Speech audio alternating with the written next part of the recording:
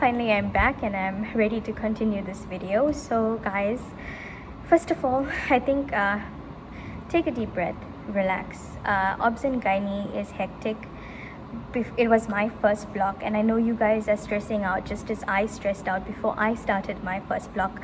I remember trying to buy hard drug dosages. I tried to even finish an entire textbook in a week before starting obs and gynae, and I'm pretty sure you're going through the same thing. You're scared, but take a deep breath, calm down. Everything's going to be okay. Remember, this is your learning time. You're going to make mistakes, and that's okay. People make mistakes. The more mistakes you make, the more you learn, and be open to learning. Just remember, try not to take everything to heart. I'm a really sensitive person and I get really emotional about everything, so having bad experiences with certain people and seniors does get to me. But a word of advice for you: calm down, lighten up, and try not to take it too seriously. Everything's gonna be okay. Okay, so the book that I'm gonna speak about, here's it there. This book was highly recommended by our HOD of academics. He's so smart, so he recommended this book to us. I found that it was extremely easy to read, and it had every single thing that you needed for obstetrics, especially obstetrics. I'm gonna insert the gynecology book here so you can see that the one we used for obstetrics and gynecology. But yeah, use this book. Use it as your guide, read it, study it, and you'll find that it explains everything that you will need to know, especially in the South African context. It just makes everything easier for obs and gynae when you are studying, and it helps you understand cases that you're going to see. The next thing really made my life so much easier when it came to working in the wards: a stamp. This makes life so much easier. You know, you're going to be working with so much of paperwork, requesting so many things, especially bloods, CTs, x-rays, and you need to sign off wherever you do see a patient, and you need to sign off on your notes. So it makes everything easier to just stamp and squiggle a line of your signature or something. So highly recommend having a stamp. It's just for your convenience. Your logbook. This is so important. It's just as important as your life. Yes, it's equivalent to your life. You need it to progress into ComServe, and you need to be signed out. Make sure you're signed out. Every section, it's divided into your obs, your gynae, your surgery, your internal, as well as your second year. And there's a special section in here, this paper, where you need to have the signature of every HOD of the department. So make sure that they sign in the correct place and there's no scratching and there's no mistakes, because if there are mistakes, it's going to be declined. They're not going to accept it. So make multiple copies of that paper and allow your seniors to sign you out on your copy as well as in your book. So should something happen to that original or to your book, you have that paper. So please keep it safe, sign yourself out, and guard it with your life. A measuring tape. So during your obs and gynae rotation, while examining patients, one of the things that you need to do is measure the SFH, which is basically you measuring the size of the uterus. So having this on you makes everything easier. Some of the hospitals, some of the nurses do have their own, but they're quite reluctant to lend it to interns because some of the interns don't give it back. So get your own. It's quite cheap. I think it's like 10 Rand or something. And you obviously need to include this finding in a full obstetrical examination on a mum. A fanny bag or a moon bag, I'm not sure what it's called, but yeah, having this with you while you're moving around, because you're going to be carrying so many things: your stamp, your measuring tape, a snack, a scissor. There's going to be a lot of things. You're probably your lip gloss or something. But yes, having this with you and having it around your arm or your waist just makes everything easier. For convenience to have this, because you're going to be carrying so many things as well as your phone and sometimes your pockets and your scrubs. It doesn't have the capacity to hold that many things that you need to keep with you. So this really helped during my obs and gynae rotation. I'm not really using it right now, but I will start using it again. So yes, I got this one from Woolworths a while back. I think my mom bought this for me, but yeah, you can even find them online. Shoes. shoes are so important, the type of shoes that you wear. Well, we found ourselves wearing sneakers and Crocs most of the time.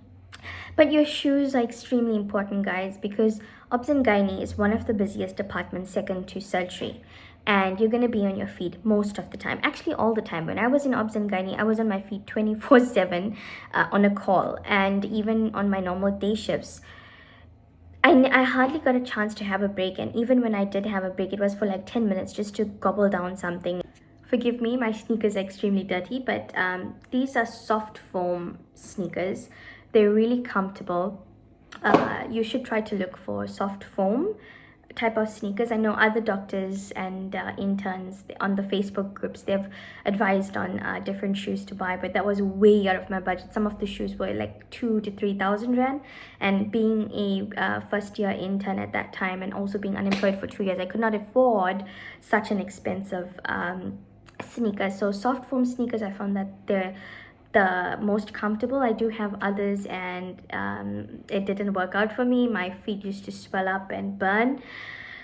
The next thing, you need it, whether you like it or not, whether you like Crocs, you're a fan or not, you need it. It's highly recommended that you have one. Again, forgive me, I've used this during my call and it was quite muddy, so it's messed up.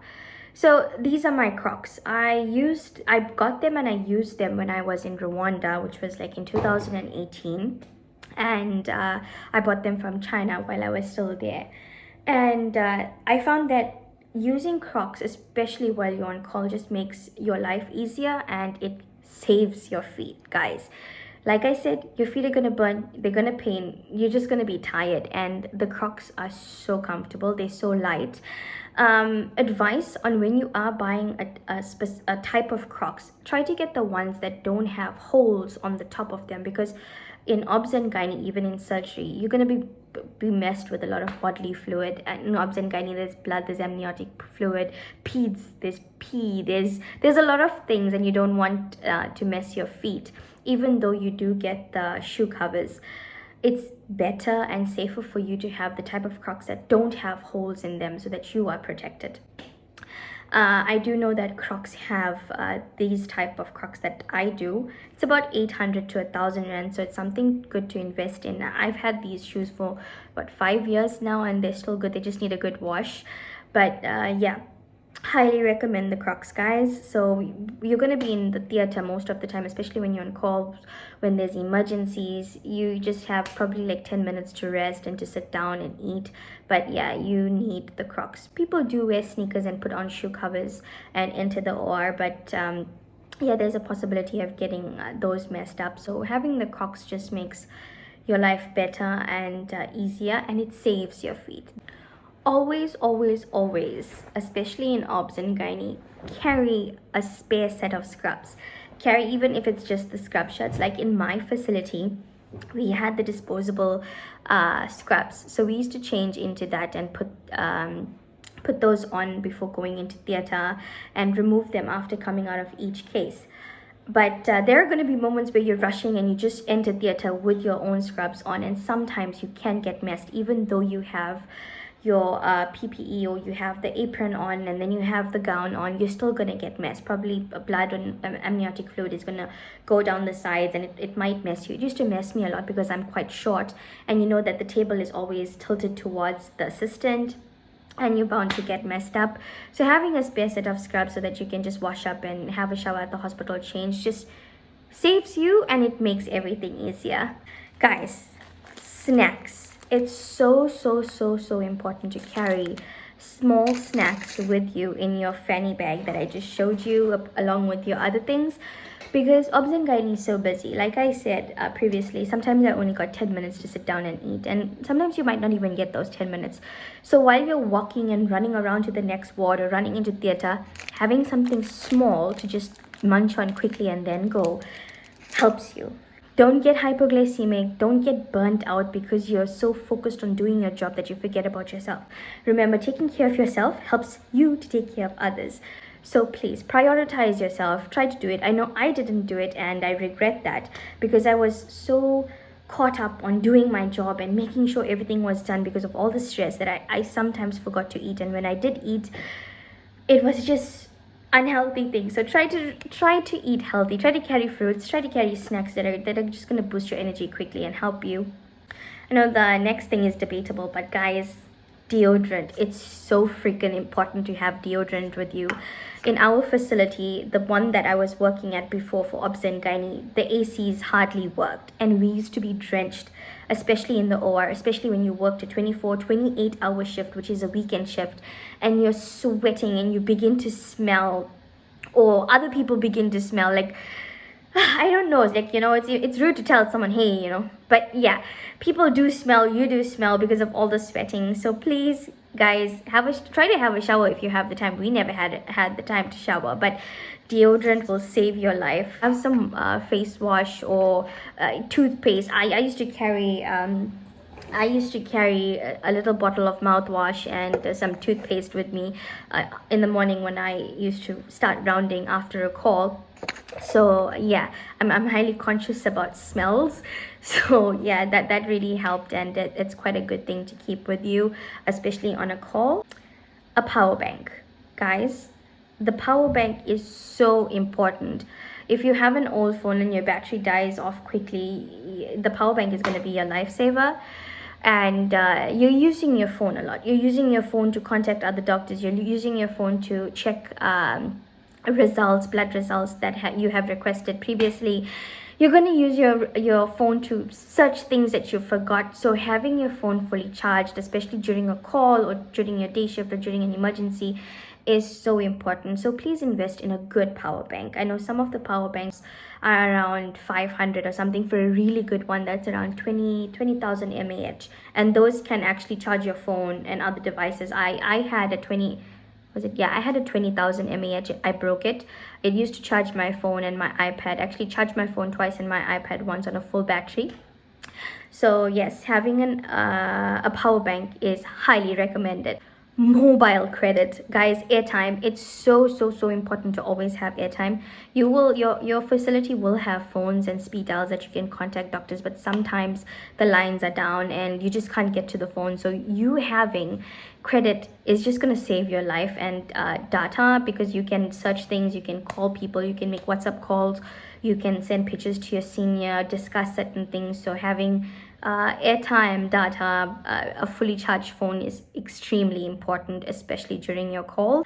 I don't know at different facilities how the call rooms are, but I've heard and I've seen that sometimes the call rooms can be really bad and not as comfortable and clean. So carrying your own pillow and blanket with you in your car, in your boot, is sometimes helpful. The previous facility I did obs and gynae in, the call room was so amazing. It was so comfortable, so cute. The senior doctor there, bless her heart, she did everything for every single call room. She made it so comfortable. She made it so sweet. It felt like home being there. However, the new facility I'm at, the call room is just basically 2 beds. It's clean. The toilet doesn't work, but the bedding is that of the patients.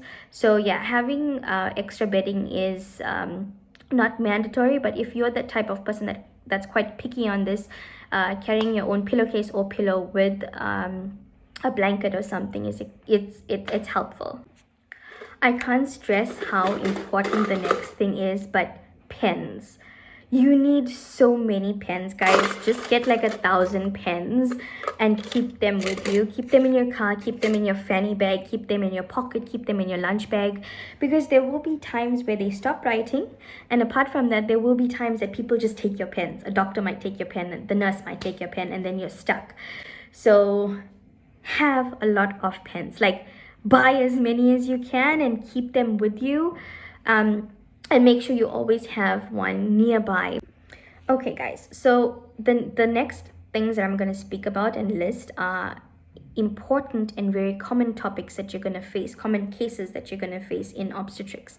So let's go. I just hope I don't forget everything but from the top of my head, it's preeclampsia, eclampsia, pregnancy induced hypertension, gestational hypertension, premature rupture of membranes, preterm, pre-labor rupture of membranes. You're gonna need to know abruptio placenta, intrauterine death, placenta previa, chorioamnionitis, post C-section, post-delivery tachycardia, HELP syndrome. It's so common, especially with the preeclampsia, eclampsia patient when they do develop HELP syndrome. Like, it's so common, you know. Obs and gynae is not hard. It's not hard at all. You're seeing the same thing over and over, and basically the pathophysiology is the same. The management is more or less the same. It's not rocket science. So yeah, another important one was C-section. You will be taught and you will learn by watching your seniors. So go over the steps of C-sections, understand it, and learn the different knots. Surgical knot tying, you'll need to know, you'll need to practice.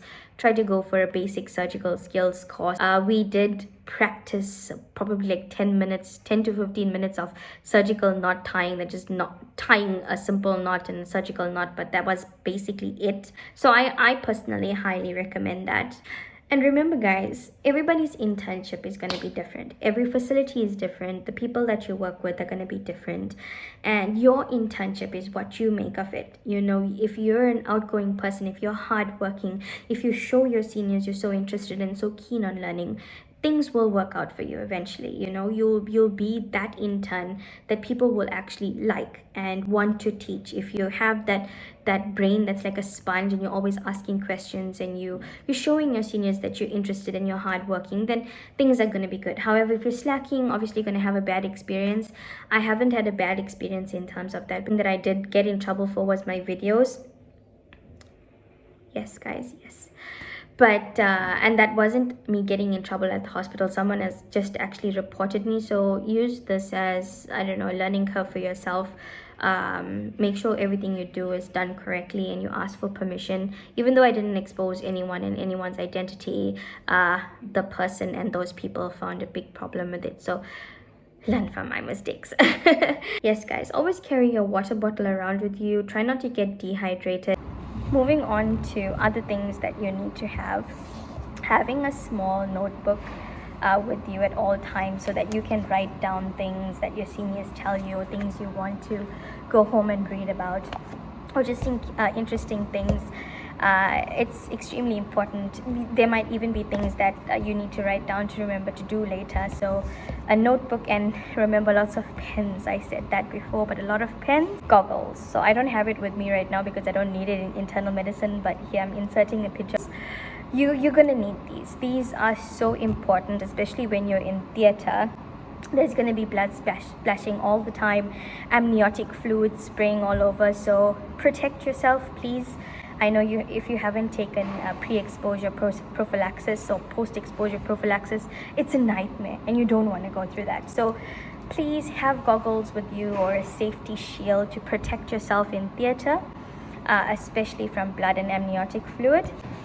Socks, and more socks. You will need so much of socks, guys. Please carry them in your bag, carry them in your car. I'm not sure the area that you're going to be in, but in my area there are lots of mosquitoes. So having this really helps. This is an insect repellent, and it's you spray it on your body. It really helps with the mosquitoes. It works up to 8 hours. I do have the electronic one that you plug into the wall, but I can't really plug it in at the hospital because the room is quite big, and I prefer to use this one and not waste that. Actually use that at DQ. You can carry a mosquito coil, you can carry the electronic one, you can carry this, and it's gonna really help. It's gonna really help you. The mosquitoes are really bad, especially if they're standing water in different areas. If you're in a rural place as well, lifesaver. I can't stress this enough, but being polite and being friendly to especially the nurses, it's super important, because they're going to help you with most of the things. They're even going to help you with things that an MO is supposed to be helping you with. They're going to guide you through things. They're going to be there just to support you and even coach you through things. So have a good relationship with the sisters. Try your best not to get into arguments with them. There are going to be some that you just can't be nice to and you can't be polite to, because no matter how hard you try, they just have a mean and bad personality that's just so yes, the sisters are so important. Have a good relationship with them. Bring them things. I know someone told me bring a whole bucket of KFC for them. I usually bring them cupcakes when they're really nice and they help me a lot. Your teammates, guys, please try to work as a team. Try not to get into fights. You're going to be working with your teammates for 2 years. You're going to need each other, especially during post-call. You're going to need each other when you're not even at work and you need them to help you with something or review a patient. So try to work together. Try not to get into fights. I know that's really hard. It's very common that you're going to be experiencing and clashing with people. So yeah, I highly recommend and I highly advise to have a good work environment and a good work ethic. And when you do have a dispute or when you do have a problem, try to solve it in a professional way. Don't just start screaming and throwing your hands in front of patients and other doctors and nurses with your teammates. Take them aside, talk to them, come to a conclusion, and then move on from there. I did have a bad experience with another intern where we had a problem and then she just started screaming at me in front of the nurses and the patients, and I just kept quiet. I continued with my work. But yeah, it's more better and professional to handle your problems in a different way. Yeah, and it avoids further future problems that you may encounter. And another very important advice, guys, find time to socialize. Find time to just talk to someone in your department or in your friend group or friend circle. It doesn't have to necessarily be someone from your team. I have a friend that's all the way in Kimberley, and whenever I need to vent, he's always there listening, and it just makes me feel better to have someone who understands exactly what I'm going through and has more or less been through the same thing. So make time for yourself. Having a good healthy mental state is important. Interns do have breakdowns. They go through burnout and you carry a lot of stress, right? Everybody knows that it's not an unknown thing. You carry a lot of stress. It can get difficult. I know every facility will have I don't know if it's a help group or a doctor there, a psychologist or a psychiatrist, or even a nurse that deals with these sort of things, that you can just go and vent, or you can talk about certain things. It doesn't have to be about the hospital. So yeah, remember to vent, as I do on YouTube. But yeah, good luck everyone. Yeah, remember that you are just as important as the patient, and you need to take care of yourself to take care of them. And remember to enjoy it. These 2 years of being an intern, they're going to be the best years, and you're going to learn so much and make new friends, hopefully make new friends, and you're just going to grow as an individual. You're going to grow as a doctor, and everything is just going to fall into place. Remember to budget. Remember to save money every single payday. Don't just blow your cash like that. Be smart. Save your money, and don't just invest in stupid things that anyone just comes up with and shows you. Your banking different banks have different investments that you can actually it's safer to invest that way. Invest in properties. Don't, like I mentioned before, don't just splurge. This is my opinion. Don't just splurge on expensive cars in your first year. You never know what can happen, and cars don't really appreciate in value. Think wise, but yes, it's your money. You can do as you wish.